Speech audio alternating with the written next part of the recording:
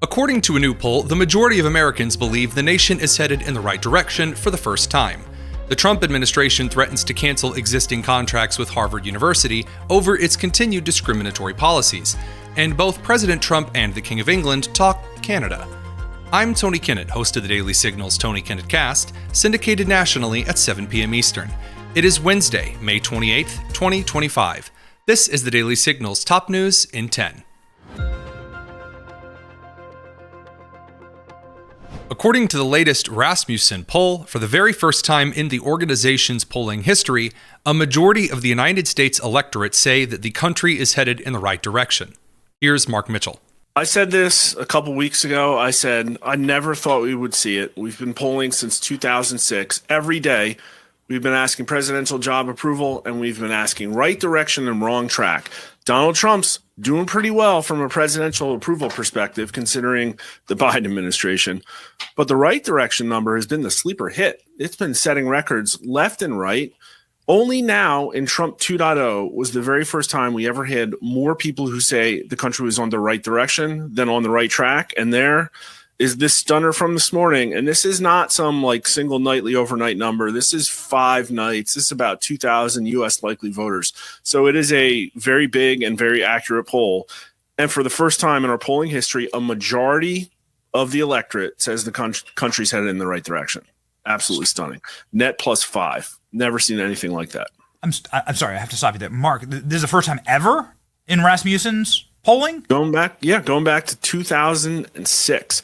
The highest we had ever seen before Trump 2.0 was, I believe, 47%, tied 47% right direction, wrong track, net +0.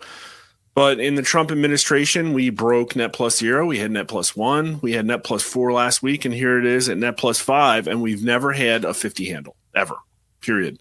Going all the way back through the beginning of the Obama administration, going all the way back through Trump 1. Trump 1 had some high numbers. He set a lot of records back then, too. 6 or 7 consecutive weeks above 42. We're at 17 now. So, this is just something. Listen, I'm a public opinion aficionado. I'm a pollster. I want voters to get more of what they voted for. And this looks like the report card for that. It looks like they're getting what they voted for. While according to the Real Clear polling aggregate, Donald Trump's approval rating is still slightly underwater with a disapproval of 49.7 and an approval of 47.7, the polls are in fact trending more towards the favorable side of things. And the U.S. consumer confidence had its biggest monthly increase in 4 years, leaping to 98.0, a 12.3 increase from April. Yes, and there are some surprises here. This is our May read on consumer confidence from the Conference Board. On the headline number, we're expecting a number somewhere north of 87. Comes in strong, 98.0. That is the best number since February of this year. While U.S. District Court Judge Allison Burroughs has blocked the Trump administration from revoking Harvard University's certification to enroll foreign students, something that is very likely going to find its way up to the appellate court if the Supreme Court doesn't strike down that particular injunction, the Trump administration is now suggesting that all federal contracts with Harvard will be canceled based on discriminatory actions, including allowing anti-Semitic protests and riots on their campus, up to and including discriminatory equity-based standards for students different based on their particular demographic. These contracts, reportedly worth about $100 million, would in fact be in trouble if Harvard University failed to uphold the standards set by the federal government of the United States. Things like, again, following non-discriminatory policies, which Harvard does not appear to have done. Here's our president, Rob Bluey, on Meet the Press. What is your sense of how that is going? Well, I think this is a losing battle for Harvard the longer this plays out. Students are going to probably choose other Ivy League schools because they don't want to be caught in the crosshairs of this battle between Trump and Harvard. I also think Harvard has a huge stake that they're going to lose, particularly if that 27% of foreign students are no longer allowed to go there. And I know that the judge has put the temporary restraining order, but that's not the end of this fight. And then The additional piece of this is the research dollars that he's pulling from Harvard. And so there are big implications for Harvard's bottom line. But is he going too far?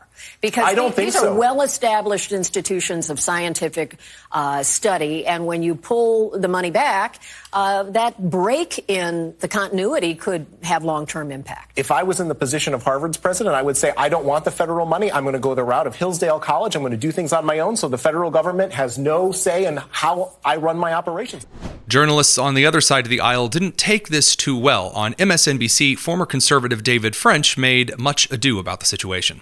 Well, again, this is political retaliation. I mean, look, there are good reasons to fund trade schools, but one of those good reasons is not to punish other academic institutions.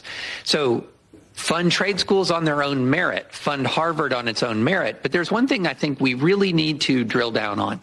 What the administration has done a very good job of selling, at least part of the public on, is this idea that they're holding Harvard accountable for anti-Semitism, that they're the ones taking action to hold Harvard accountable for anti-Semitism.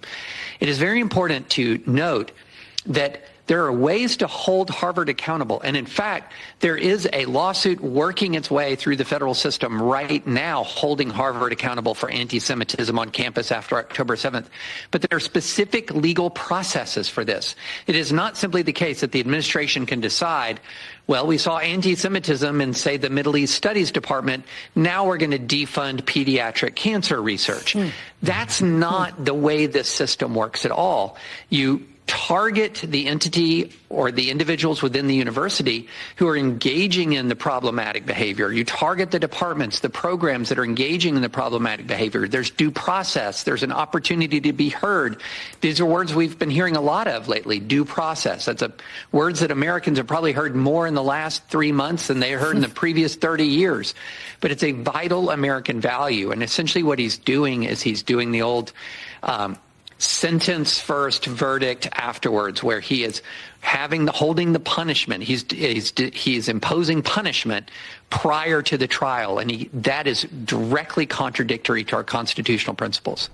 And lastly, both the President of the United States and the King of England had much to say in Canada yesterday. President Trump posted on Truth Social, quote, "I told Canada, which very much wants to be part of our fabulous Golden Dome system, that it will cost $61 billion if they remain a separate but unequal nation, but will cost $0 if they become our cherished 51st state. They are considering the offer." Some took this seriously, some did not, but what no one is taking seriously are the words of King Charles, who in a speech in Canada made a land acknowledgement to a tribe who he suggested Canada had not unceded land to. Honourable Senators, members of the House of Commons, it is with a deep sense of pride and pleasure that my wife and I join you here today as we witness Canadians coming together in a renewed sense of national pride, unity and hope. I would like to acknowledge that we are gathered on the unceded territory of the Algonquin and Anishinaabe people. This land acknowledgement is a recognition of shared history as a nation, while continuing to deepen my own understanding.